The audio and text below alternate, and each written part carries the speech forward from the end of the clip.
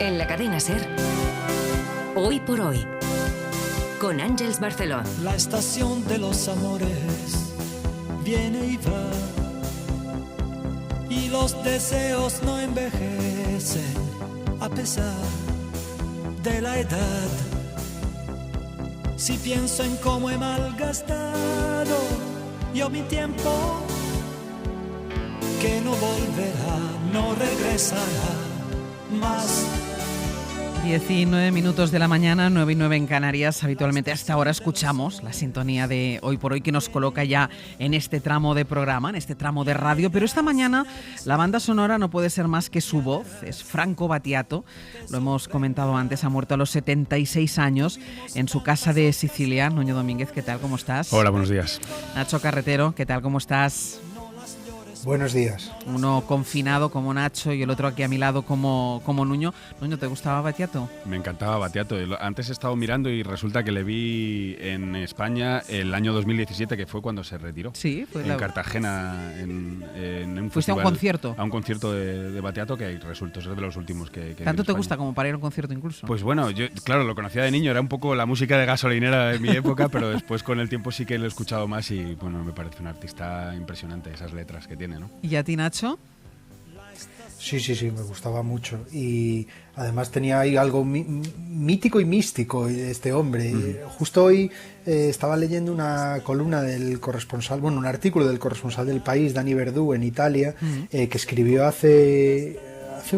escribió hace un par de años, cuando Battiato desapareció de la vida pública en 2017 y cuenta cosas curiosísimas. Este hombre ahora llevaba 4 años viviendo aislado en su pueblo de Sicilia, no tenía discos en casa, solo escuchaba música clásica en la radio, no opinaba jamás, algo que me encanta, y se dedicaba a la filosofía, al arte, a la mística, bueno, creía en la reencarnación, en fin, cosas propias de un genio contemporáneo. Había también en ese artículo que menciona Nacho una cosa interesantísima, que es que en España se tradujeron muchas de sus letras, pero que se cuidaba mucho, y uno de los artistas que ayudaron a traducir las letras de Battiato era J de los Planetas, y viajaban y le conocieron y se lo tomaban muy en serio traducir, como debe ser, las letras de Battiato. Hay una anécdota muy buena que contaba otra compañera del País, Patricia Peiró. Le hizo una entrevista en 2015 cuando hizo una gira, su última gira, la última vez que estuvo en España, y le concedió una entrevista por email y le quería preguntar cómo era su día a día. Entonces le preguntó, señor Battiato, ¿cómo es un día en su vida? Y él respondió, magnífico. Eso te hunde la entrevista. Qué elegante. Así te pasa en directo. Eso te deja seco ya. Mira, escúchate esto. Vivere non è difficile, potendo poi rinascere, cambierei molte cose, un po' di leggerezza e di stupidità, fingere. Fernando Neira, buenos días. Buenos días, Ángeles. Buenos días, Nuño y buenos días. Nacho. ¿Qué tal? Esta es la versión que nos hizo Joel López, ¿no? Del animal de Battiato para el programa.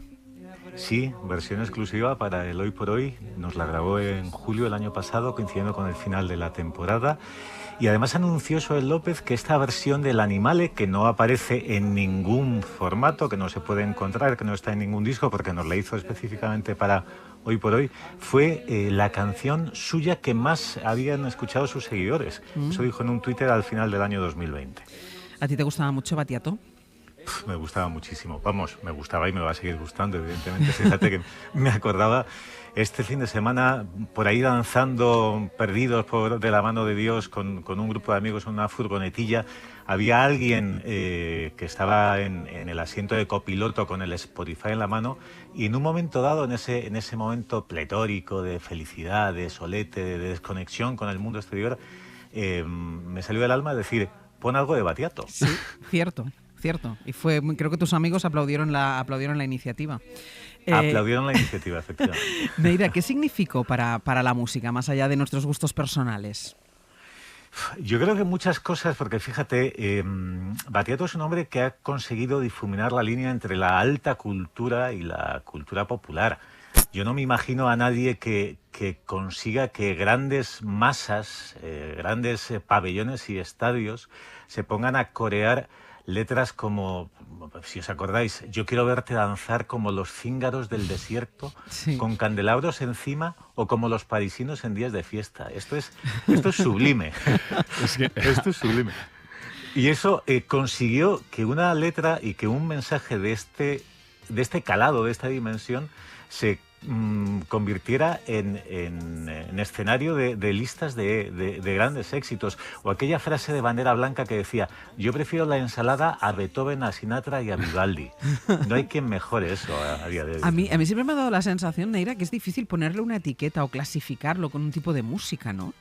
Muy difícil. Yo creo que es que ha sido como el último baluarte del Cinquecento italiano, no solamente porque además de música estuviese bien dotado para la pintura, se dedicara también, hiciera sus pinitos en la dirección cinematográfica, es que él fue desde la vanguardia hasta la ópera, hasta el pop más bailable y de sintetizadores. Sus primeros discos son de un vanguardismo absolutamente avanzado a su tiempo. Los primeros discos de principios de los años 70 estuvo como 2 o 3 décadas por delante de su tiempo, y desde luego quienes le conocimos, que somos casi todos a partir de La Voce del Padrone, cuando descubrimos aquella obra anterior nos quedamos volados, porque es que no tenía nada que ver.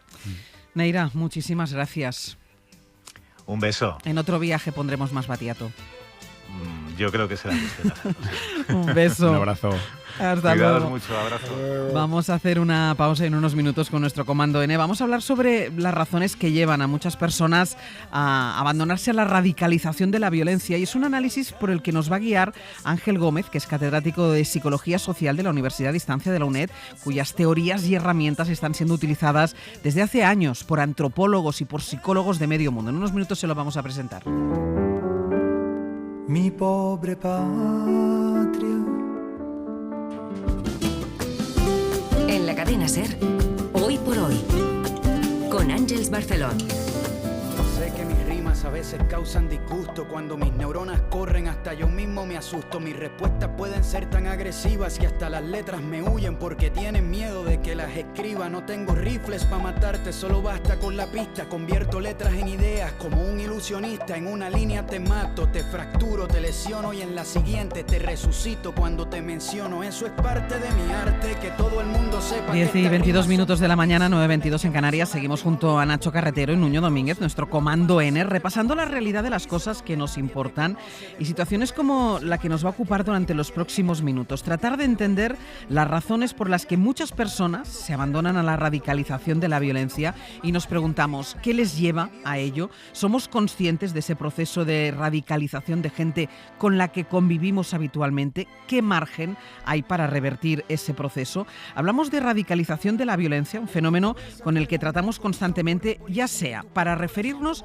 a grupos yihadistas. Según las diligencias policiales, sus labores de proselitismo y captación se han llevado a cabo en diferentes centros penitenciarios a lo largo de años. Por ejemplo, a bandas radicales latinas. Los integrantes del grupo de Dominicans Don't Play de Torrejón de Ardoz salieron de caza el pasado día 8. O a grupos de hooligans. Serían los grupos, es decir, los Brigadas Blanquiazules, por ejemplo, en el Real Club Deportivo Español, o serían los Boixos Nois en el Fútbol Club Barcelona. Nacho, ¿tú piensas que la radicalización de la violencia se da más ahora que en otras épocas? No sé si por el fenómeno que depende de si estamos en una época de crisis, hay más incertidumbre, más miedos.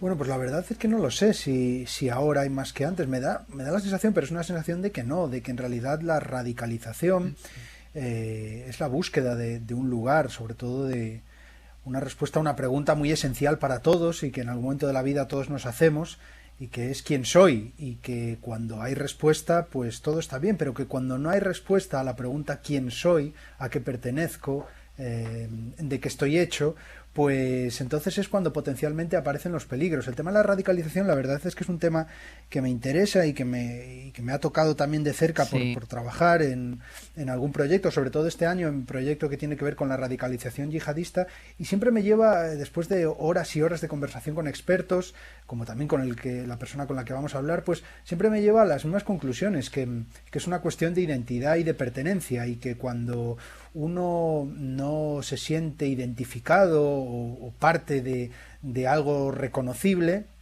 pues busca su lugar, y muchas veces ese lugar, que es un comportamiento humano que aún tenemos, el tribalismo, la pertenencia a un grupo, pues ese lugar muchas veces no es un lugar nada agradable, es un lugar violento, es un lugar fanatizado, y es cuando aparece la radicalización. De hecho, la mayoría de la gente que se radicaliza luego no ejecuta esas teorías violentas, esas teorías fanáticas, pero una parte sí, y es cuando nos encontramos con el terrorismo, con la violencia y con todo tipo de problemas. Pero al final siempre vamos a lo mismo, esa pregunta de quién soy, cuando no tiene respuesta, esa identidad y esa pertenencia acaba desembocando en pertenecer a algo radical, a algo violento. ¿Tú también lo piensas, Nuño? Yo tiendo a pensar que cualquier tiempo pasado fue peor, pero ahora, escuchando a Nacho, me preguntaba si todo esto, si este comportamiento está dentro de todos nosotros, y si es así, si tiene un sentido evolutivo. Es decir, si esto suponía una ventaja en algún momento, si supone una ventaja cuando vivíamos en sociedades tribales, no sé. ¿Cuál es el origen de esto, no? Mira, lo decíamos al principio, Ángel Gómez es investigador, profesor del Departamento de Psicología Social y de las Organizaciones de la UNED, y la persona que va a reconducir todas estas dudas. Yo también tengo muchísimas dudas sobre el proceso de radicalización. Ángel Gómez, ¿qué tal? Muy buenos días. Hola, buenos días. ¿La pregunta o el origen estaría en la pregunta que decía Nacho? Un tema de identidad. ¿Quién soy? ¿Sería el origen? Bueno, es que realmente todo el resumen que ha hecho al principio sería un poco como explicar casi nuestra investigación en medio minuto, ¿no? Pues no la leí, Bueno, nosotros yo creo que tenemos la capacidad de complicar todas estas explicaciones que han dicho los compañeros, ¿no? La identidad precisamente es una de las cuestiones que nosotros manejamos como posible raíz de este tipo de comportamientos, ¿no? Pero también la solución. Varias de las cosas que ha comentado él al principio sobre esa búsqueda de identidad, hay distintas teorías que son las que las manejan para luego llevarlas a cabo y saber si realmente es eso o no. En concreto, lo que él estaba comentando, pues hay una teoría que se llama el modelo de las 3 N de la radicalización, y hay una parte de ese modelo que es esa búsqueda de identidad, esa búsqueda de significado. Entonces, hay teorías que dicen que las personas lo que hacemos es que buscamos significado a determinadas cosas. Sí. Y en función de eso, pues nos aliamos con un grupo, nos juntamos con un grupo, y eso puede llevarnos a comportarnos de determinada manera. Lo que tiene esta teoría es que está basada en modelos teóricos que hemos desarrollado nosotros. O sea, este modelo es posterior. Yeah. ¿No? Y aparentemente esta explicación que él ha dado puede ser que ya existiera desde hace mucho tiempo, pero realmente no era así, porque una cosa es lo que tú pienses y otra es demostrarlo.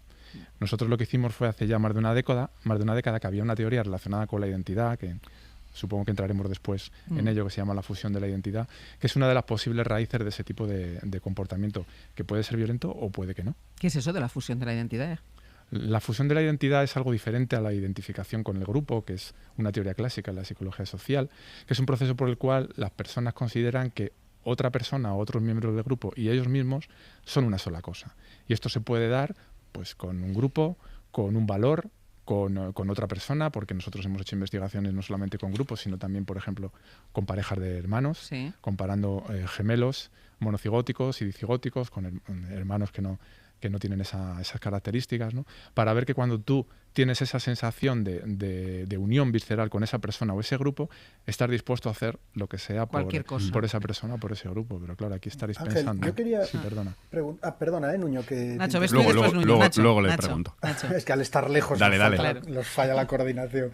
Que muchas veces, y no sé qué opinará Ángel como experto, muchas veces esta respuesta o este dilema de la pertenencia, de la identidad, queda simplificado o queda reducido. Por ejemplo, pues en el caso de los yihadistas, que nos toca pues mucho más familiar, desgraciadamente, por la cantidad de atentados que hemos vivido en Europa en los últimos años, siempre se tiende a debatir sobre, oye, eran chicos que estaban integrados, sí o no, y hablar de la integración. Sí. Yo lo que también, y no sé si Ángel estará de acuerdo, he descubierto a través de muchas entrevistas con expertos, es que la integración es un concepto muy complejo y mucho más profundo de lo que a veces se expone. En determinadas edades, en determinadas condiciones sociales, los agravios o las heridas son muy sutiles, son muy nimias. Pues para un chaval de 15 años, a lo mejor que una chica le rechace por ser de otra raza o de otra religión puede suponer un agravio que en esa cabeza se haga gigante y que desemboque en una radicalización. Es decir, que la integración es algo muy complejo, muchas veces muy sutil, y que puede desembocar en radicalización, en la búsqueda de esos lugares de fanatismo y de identidad confusa. No sé si esto también lo habéis, Ángel, comprobado o estudiado en vuestras investigaciones. Sí, bueno, en primer lugar, muchas gracias, pero yo no me considero experto en nada, porque de hecho por eso estamos investigando esto y es algo que esa etiqueta no me gusta, ¿no? Hay una de las cuestiones que va más allá en nuestra investigación, y es el sacarnos del error de que la radicalización, y sobre todo la radicalización violenta, la etiqueta que le sigue es el yihadismo. Sí. No, nosotros investigamos sobre cualquier comportamiento extremo. Si yo te pregunto, ¿matarías por tu familia? Seguro que dices que sí. Estás fusionado con tu familia, y más del 90% de las personas lo harían, y además lo hemos comprobado en países de los 5 continentes. ¿Eso significa que eres radical? Pues bueno, depende de qué. En el caso del yihadismo, pues ellos pueden tener una vinculación muy fuerte con un grupo o sobre todo con un valor. Pero ¿y qué pasa con otros tipos de grupos? ¿Qué pasa con las bandas latinas? ¿Qué pasa con los hooligans? ¿Qué pasa además con aquellos que están luchando por algo que consideran que es un fin positivo? Porque si vamos a matar por nuestra familia, es lo que más queremos. Es algo que está bien visto por la mayoría. Claro. Entonces hay que ponerse en el punto de vista de los demás. Obviamente no defiendo a ninguno, ni los que hacen comportamientos positivos, ni los negativos. Pero la ventaja de tener ese punto de vista es que puedes estudiar ese comportamiento desde un proceso, desde un mecanismo, de cuáles son las variables que están relacionadas con ese comportamiento. Y el hecho de comparar qué es lo que piensan y cómo se comportan las personas de un grupo, sean los yihadistas, sean las bandas latinas, con otros, es lo que nos puede dar más información sobre cuáles son las similaridades y las diferencias a la hora de tratar de prevenirlo o luego de tratarlo. Precisamente era lo que yo te quería preguntar. Antes te escuchaba hablar de la identidad y de esos procesos de cooperación a veces ciega, ¿no? Daría la vida por mi familia, o daría la vida por mis amigos o por mis compañeros, ¿no? Y supongo que es una conducta que puede ser positiva y que se pervierte para lo negativo, pero realmente es el sentimiento en origen, que puede... Claro, es en el origen parecería positivo, ¿no? En un grupo de hermanos, en un grupo de trabajadores, en un grupo, incluso en un equipo de fútbol, ¿no? que quieren ganar el partido dentro de lo que cabe por encima de todo, no sé, y eso se puede pervertir para que, bueno, para hacer para convertirlo en algo negativo. Eso es. ¿Sería eso? Sí, es una pregunta muy acertada, porque además uno de los comentarios que suele ocurrir es ¿qué causa esa fusión? Si la fusión está relacionada con el comportamiento extremo, ¿por qué se produce la fusión? Uno de los trabajos más importantes que tenemos, junto con un equipo de antropólogos de la Universidad de Oxford, nos da información sobre por qué una persona se fusiona con el grupo. Tenemos 7 estudios hechos en países diferentes con muestras muy extrañas, y ninguna de esas muestras son radicales. Son, por ejemplo, seguidores de equipos deportivos, miembros de la guerra de Vietnam, hermanos mellizos, gente que pertenecen a un grupo de luchadores de jiu-jitsu en Brasil, y personas que han realizado determinados tipos de rituales, y a través de una experiencia intensa, muy fuerte y negativa, ha hecho que les una más al grupo. Ninguno de estos grupos son grupos radicales violentos, por así decir, para entenderlo, ¿no? Sin embargo, el proceso sería muy similar. ¿Y el factor edad tiene algo que ver? Es decir, ¿se lo plantea más o se lo cuestiona más la gente más joven que la gente mayor? El factor edad es algo que nosotros tratamos de controlar, pero en todos los estudios, pero a la hora de ver si las personas jóvenes o más adultas tienen más facilidad de fusionarse o no, de realizar este tipo de comportamientos, depende un poco del contexto. Algo que comentabais al principio, ¿no? Pues esos chavales jóvenes que se meten en un grupo, muchos de los que han cometido atentados pues se conocían de jóvenes porque iban al mismo colegio, jugaban al mismo equipo de fútbol, pero eso también ocurre con otros grupos. ¿Qué pasa con las bandas latinas? Pasa lo mismo, ¿no? Sí. Algo similar, y con otros colectivos diferentes. Entonces, la edad es un factor importante, sobre todo para la cuestión de prevención, porque normalmente si ese proceso ocurre a edades más relacionadas con la juventud, pues posiblemente ocurra antes o sea más rápida, pero todavía es un factor que no estamos investigando, porque ahora es cuando realmente vamos a comenzar una investigación con fondos que nos permita poder ir más allá. Ahora te preguntaré por esos fondos, lo que os va a permitir, porque hay dinero ahí detrás ahora para investigar, que eso es muy importante. Pero otro factor a tener en cuenta, o no, la crisis, en medio de una crisis económica, ¿es más fácil la radicalización? Bueno, claro, hay acciones colectivas porque hay otra literatura similar a la de la radicalización, este tipo de comportamiento, que es el de la acción colectiva.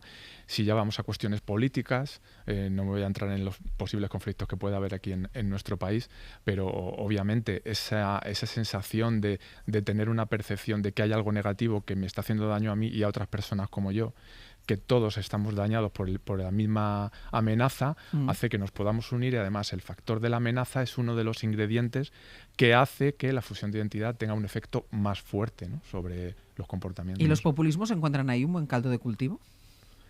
Sí, claro, pero ya entraríamos en algún debate un poco peligroso. pero sí encontrarían ahí un buen... Sería una posibilidad. Sería una posibilidad. Y luego, ¿se puede terminar desenganchando? No sé si la palabra es la correcta, pero ¿se puede terminar desenganchando? Antes hablabas del factor edad. Sí. Entiendo que ahí sí que tiene mucho que ver. ¿A un radical para que abandone la radicalidad? Bueno, ahí hay dos procesos que son similares pero no son exactamente igual. Si hablamos del tema del terrorismo, por ejemplo, está la desradicalización y el desenganche. Colegas míos de otros países que han estado en Siria entrevistando a terroristas a pie de campo y con otros grupos terroristas en Indonesia, en Sri Lanka, me comentaban: Ángel, la gente puede terminar de abandonar el grupo, pero siguen siendo fundamentalistas. Ellos siguen teniendo esas ideas. Otra cosa es que a la hora de tratar de defenderlas no tienen un comportamiento violento.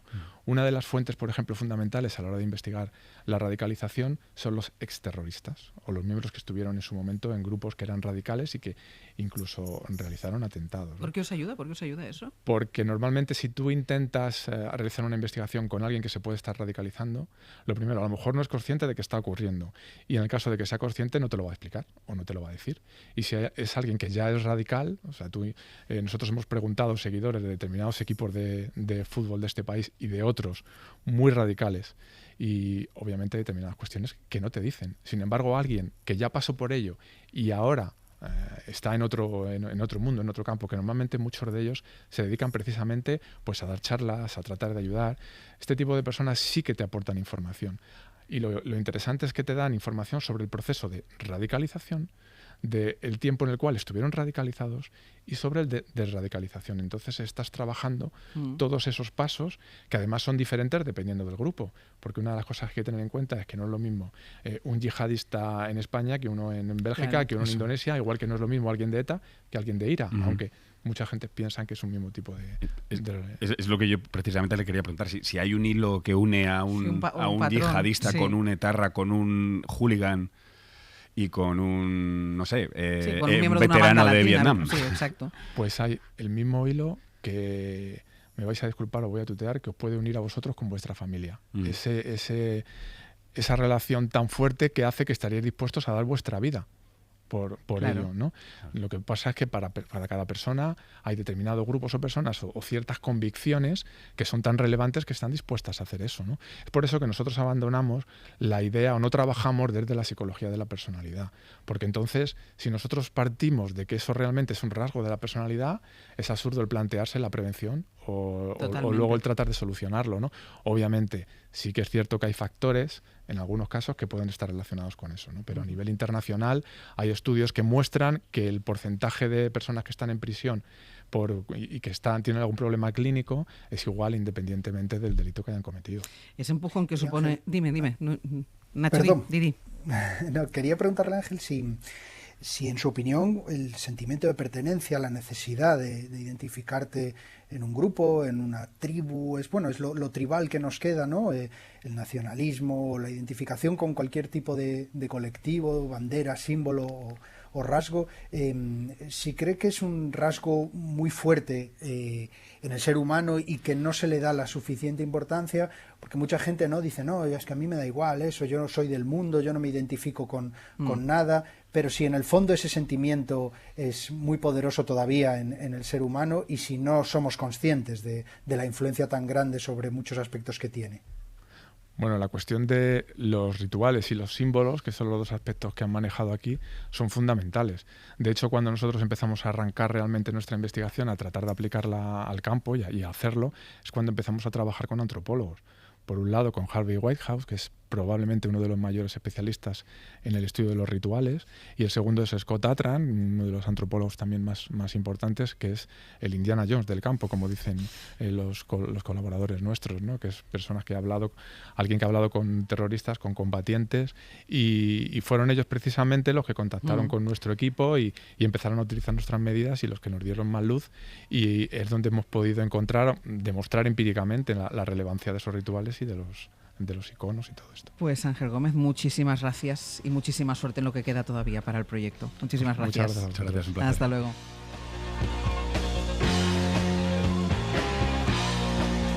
Hoy por hoy. En la cadena SER. Hoy por hoy. Àngels Barceló.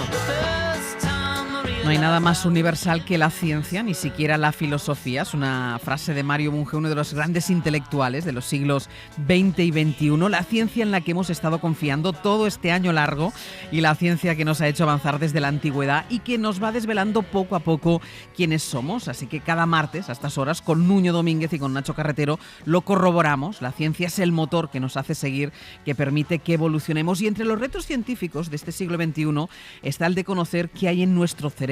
Desde que pensamos nos lo hemos estado preguntando y día a día vamos desvelando nuevos mecanismos de la memoria, del aprendizaje, el sueño, las enfermedades neurológicas, la neurociencia. Nuño, te voy a hacer una pregunta doble. ¿Sabemos muy poco aún de nuestro cerebro o nos queda mucho por saber sobre nuestro cerebro? Nos queda muchísimo por saber y sabemos muy poco. Y claro, es un tema amplísimo, pero yo me centraría en dos cosas. No sabemos cómo un conjunto de células y de conexiones entre neuronas, una cosa biológica, genera algo que es intangible, que es el pensamiento, los sentimientos, la cosa que más humanos nos hace. Y, por ejemplo, de cara a construir, por ejemplo, robots que tengan un factor humano, es imprescindible saber cómo se genera ese pensamiento de un órgano biológico como el cerebro. Y después está el reto de las enfermedades del cerebro. Yeah. Las enfermedades degenerativas de sociedades como la nuestra, que cada vez envejecen más y que va a ser un auténtico problema, ya lo es, el Alzheimer, por ejemplo, y las enfermedades mentales, que suponen un coste sanitario brutal, más que muchas otras enfermedades que tenemos en la cabeza como el cáncer. 1 de cada 4 personas a lo largo de su vida sufre una enfermedad mental. No tenemos cura para la mayoría. Tenemos fármacos que las pueden aliviar, pero no tenemos una cura. Y yo creo que esos son los dos grandes retos de la investigación en neurociencia, que es amplísima. ¿Te genera curiosidad el cerebro, Nacho? Bueno, a mí lo que me genera mucha curiosidad es tener algo, no yo, sino todos, tan complejo que ni siquiera llegamos a entenderlo. Sí. Tenemos un desarrollo científico y tecnológico que ya nos supera, ya no sabemos ni controlarlo, y ni siquiera nos entendemos a nosotros mismos o al elemento esencial de todo esto. Y eso me genera muchísima curiosidad o incluso desasosiego. ¿Cómo no entender todavía cómo funcionamos nosotros mismos? Es tremendo. De hecho, es de lo que estábamos hablando hace nada. Estamos haciendo un proyecto de investigación de 2,5 millones de euros para intentar entender cómo funcionan esos procesos mentales de quiénes somos, ¿no? Mira, os voy a presentar a Ignacio Morgado, es catedrático de Psicobiología en el Instituto de Neurociencias y en la Facultad de Psicología de la Universidad Autónoma de Barcelona. Nos acompaña desde Radio Barcelona y acaba de publicar Materia Gris, un viaje histórico sobre cómo se ha ido conociendo el cerebro, sus partes y su funcionamiento. Ignacio, muy buenos días. Hola Ángels, buen día, muy buenos días a todos. ¿Qué tal? Un viaje histórico sobre cómo se ha ido conociendo el cerebro, sus partes y su funcionamiento, pero que queda mucho, ¿no? Todavía por descubrir, como estábamos diciendo ahora. Bueno, queda mucho, sí, aunque ya Nuño ha dicho las dos cosas más importantes que nos preocupan en lo que falta por conocer, que son el descubrimiento de las terapias para las enfermedades mentales y el descubrimiento de cómo el cerebro hace posible la conciencia. Lo primero es muy interesante porque preocupa mucho al colectivo humano. Lo segundo nos preocupa sobre todo a los intelectuales que tenemos, pues eso, curiosidades científicas. Pero la verdad es que yo añadiría a lo que ha dicho Nuño, que no es verdad que sepamos tan poco del cerebro. Si repasamos, simplemente hojeamos un manual de neurociencia de los más modernos que existen en estos momentos, tanto en inglés como en nuestra propia lengua española, veremos que hay una enorme cantidad de conocimiento sobre cómo es el cerebro, cómo son las neuronas, la neuroquímica, la física, la fisiología del sistema nervioso. Es enorme la cantidad de cosas que hemos aprendido sobre el cerebro desde que Santiago Ramón y Cajal pues estableció la forma en que están organizadas las neuronas como células individuales que se comunican unas con otras mediante, digamos, un contacto y no mediante una continuidad, lo cual pues abre las puertas a pensar que el cerebro es un órgano con capacidades inteligentes. No, iba a decir que igual lo que nos falta ahora es poder interferir en los procesos del cerebro, ¿no? Intentar poder curar las cosas que no funcionan bien y entenderlas cómo funcionan otras cosas, ¿no? Es tal vez eso en lo que nos queda más. Bueno, lo hemos estado intentando. Yo mismo llevo toda mi vida trabajando en estimulación eléctrica del cerebro para intentar, digamos, mejorar la memoria en animales que tienen pues lesiones cerebrales o que tienen pérdidas naturales de capacidad de memoria, ¿no? Y cada vez tenemos más fórmulas, ¿no? Hay una ahora mismo, estaba leyendo hace poco un artículo de unos investigadores canadienses que han podido, digamos, estimular el cerebro de algunos enfermos de Alzheimer con corrientes ionizantes y parece ser que han conseguido enlentecer en algunas personas, no en todas las que lo han hecho hasta la hora, el proceso de neurodegeneración. Claro, este tipo de tratamiento abre unas expectativas impresionantes sobre lo que podemos llegar a hacer próximamente. Y mirando al pasado, en ese viaje histórico que propones, ¿cuándo y cómo se empieza a hablar de la existencia del cerebro? ¿Siempre se le ha dado la importancia o ni siquiera se sabía que existía? ¿Se pensaba que era otro órgano del cuerpo el que nos movía, el que nos hacía pensar? Así ha sido para la inmensa mayoría de las personas hasta prácticamente mitad del siglo XVIII. No obstante, desde la más remota antigüedad ya hubo pensadores, científicos inteligentes como el propio padre de la medicina, Hipócrates, que ya se dio cuenta de que el cerebro era el órgano de la sensibilidad y de la mente y del pensamiento. Sin embargo, otros grandes pensadores como Aristóteles pues no creían en ello, creían que era otro órgano, el corazón, el órgano de la sensibilidad. Y es que el cerebro es un órgano discreto, ¿no? Está ahí dentro sin que nadie pues repare ni siquiera en que está ahí. Y además, lo más curioso de todo esto es que, aunque no nos lo parezca, no hay ninguna señal, sentimiento o aviso ni siquiera intuitivo de que pensamos con lo que hay dentro de nuestra cabeza. Es verdad. Eso es realmente lo que hizo que durante mucho tiempo muchísimas personas pues ni siquiera imaginaran que el cerebro era el órgano de la sensibilidad y del pensamiento. ¿Y cómo ha ido evolucionando la técnica para la investigación del cerebro? ¿Cómo se hacía en un principio y en qué punto estamos ahora? Muy lentamente, ha evolucionado muy lentamente porque prácticamente hasta mitad del siglo XVII no empezamos a conocer la clave para entender el funcionamiento del cerebro. Y esa clave es la electricidad. No se conocía ni siquiera la electricidad como tal, por lo tanto no se podía pensar que el cerebro trabajara con ella. Y antes de conocer la electricidad, pues se hablaba de que el cerebro, las neuronas, eran movilizadas por espíritus naturales, espíritus animales. Y claro, ahora nos parece que ese lenguaje misterioso, sobrenatural, es totalmente extracientífico. Pero yo diría que no, porque seguimos utilizando ese mismo lenguaje poniéndole nombres de sustancias químicas, de iones, de actividades físicas particulares en el interior del cerebro. Es decir, cuando no se conocía la electricidad, no tenían más remedio que ponerle nombre a lo que pasara dentro de los nervios, fuera lo que fuera, ¿no? Pero todo empezó a cambiar cuando Luigi Galvani, el científico italiano, pues experimentando con ranas, descubrió la electricidad animal. Descubrió que el cerebro podía ser movilizado por electricidad y él mismo propuso, aunque no pudo demostrarlo personalmente, que el cerebro producía su propia electricidad. Y así es. Hoy sabemos que el cerebro produce, las neuronas producen sus propias descargas eléctricas y eso es lo que hace que el sistema nervioso en su conjunto consuma más del 20% de toda la energía que consumimos por la alimentación. Hay una parte...